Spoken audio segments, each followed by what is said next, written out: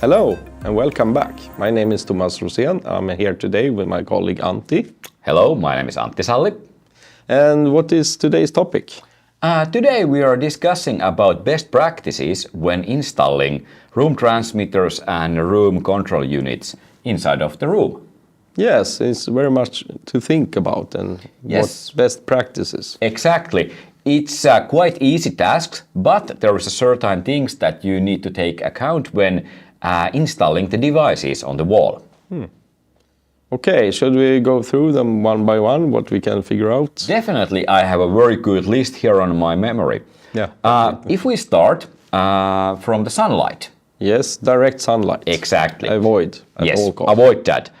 When you are installing a transmitter or any measurement device on your wall, direct sunlight can cause heating inside of the box, and that makes a measurement error. Yeah. Then we also have the distance from the windows and doors. One thing to avoid to have it too close to the windows or doors. The windows generates cold air flow. Yeah, definitely. It is especially here in Nordic countries. At the winter time, you can even feel how the cold air is flowing from the door and the window corners. And also you usually have a radiator under the window that generates heat also. That would interfere with the measurements. Yes, all of those are affecting the measurement. Yeah. What's the next on our list?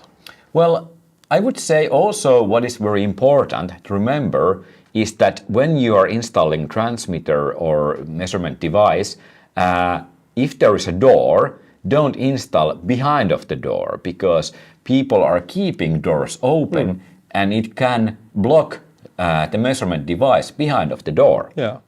And also good practice in a normal office room and keep the door closed if you have a room controller inside the room, because then the room controller can do the best work and don't need to fight the corridor air flows coming into the room. That's very good highlighting, Thomas, because if you open the door, it will mess up the air cooling and heating system. Yeah. So. And it's not probably balanced to take care of that kind of big. And that's totally inefficient.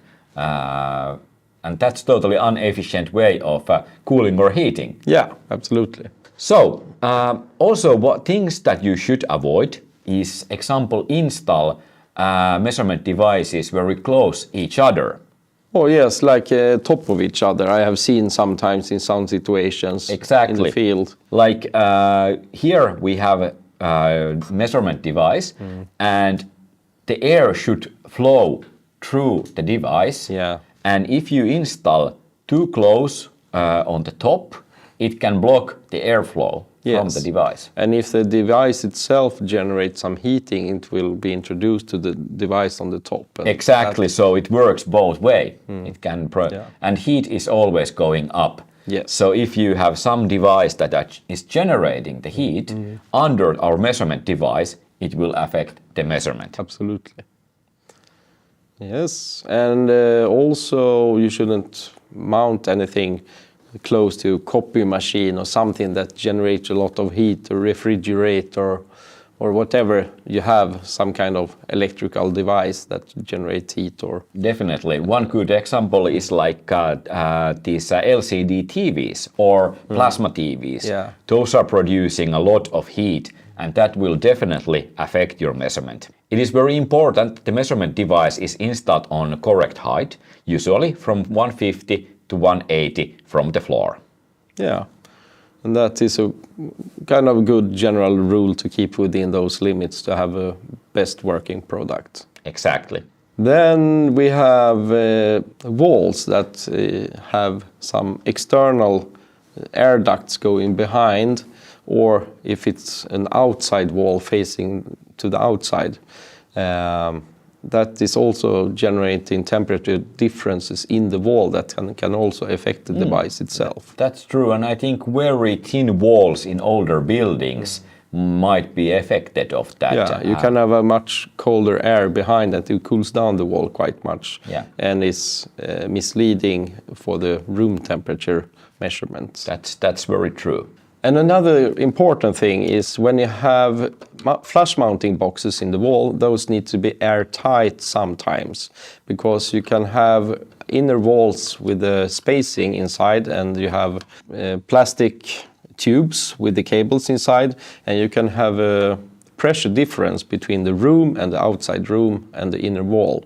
And that will generate the air drag inside this flush mounting box going inside the wall.